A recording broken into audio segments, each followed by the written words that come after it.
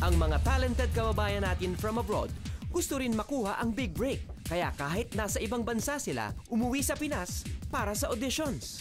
Meet the protege hopefuls from different parts of the world. あんなこといいな、できたらいいな、あんな夢こんな夢いっぱいあるけど。Prodigy. Of course, this is my dream. Kasi I love singing and my mother wants me to be an artist. I think through Prodigy, we discover more about Filipino. The good things. Kasi sa Japan, yung range ng boses is pwede mababa lang. Pero dito, thrilling. Kasi ang alalaki ng range nila, then you can challenge yourself here. Tingnan nga natin if we'll be thrilled sa vocal range ni Marika. Some people want it all, but I don't want nothing at all. If it ain't you, baby, if I ain't got you, baby. Some people want diamonds, some just want everything, but everything means nothing if I ain't got you. Thank you.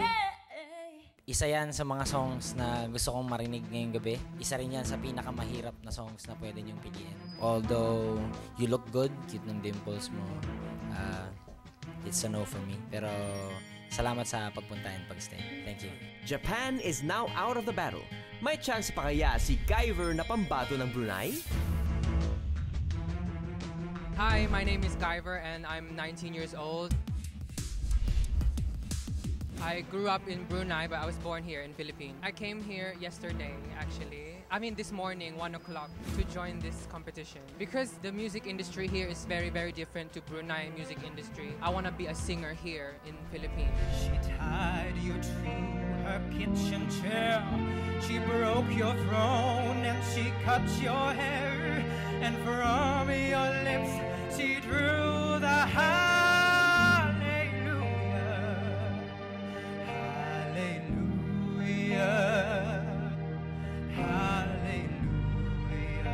Salamat, Guyver. Sobrang precise yung paglatag mo ng mga nota sa song. Medyo nabagalan lang ako sa song. Sorry to say, it's a no. Out na din ang Brunei. Magbubunga kaya ang efforts ni Vanessa from Vegas? My name is Vanessa Bayot. I'm 18 years old. I'm from Las Vegas, Nevada. Nakita ko na in-announce ni Ogie sa Party Pilipinas. Kaya inagahan namin ang pag-uwi. Kahit na medyo peak season siya ngayon, medyo mahal ang ticket. Actually, 2 days lang ako that I just arrived here. For Protege. When the waves are flooding the shore and I can't find my way home anymore, that's when I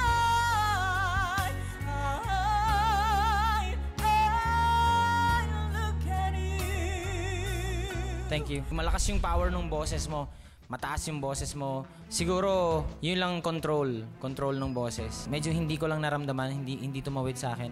Maraming salamat sa pagsali. It's a no for me, pero thank you. Sadly, walang nakapasok sa international hopefuls sa Manila auditions. Meanwhile, may isang Chinese girl from Baguio ang sumubok sa Dagupan call-out. Ako po si Aubrey Cabanlig. I'm 16 now, turning 17. Yung mama ko po, Chinese. Pero mukha po akong Korean. Palagi po ako sumasali sa contest simula grade 6 po.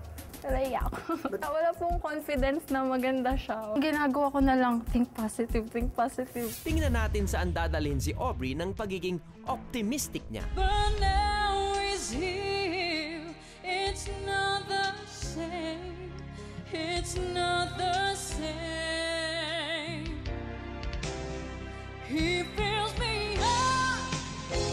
He gives me love. More love than I've ever seen. He's all I got. Grabe yung boses mo, very powerful. Yes, I will consider you.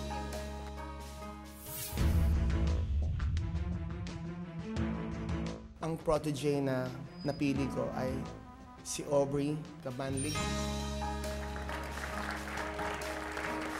Napili ko si Aubrey kasi sa term ng musicians kami, ang term namin dyan, yung singing ni Aubrey, yung asintado.